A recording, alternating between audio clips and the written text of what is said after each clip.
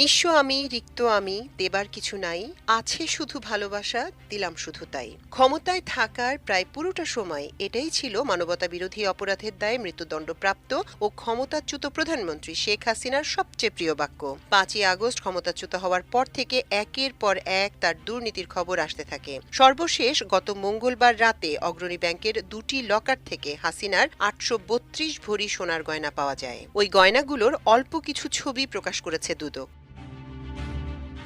মঙ্গলবার রাজধানীর দিলকুশায় অবস্থিত ব্যাংকটির প্রধান শাখায় ভোল্ট দুটি জব্দ করা হয়। সেখানে সংরক্ষিত দুটি ভোল্ট ভেঙে এ সম্পদের সন্ধান পায় জাতীয় রাজস্ব বোর্ডের কেন্দ্রীয় গোয়েন্দা সেল।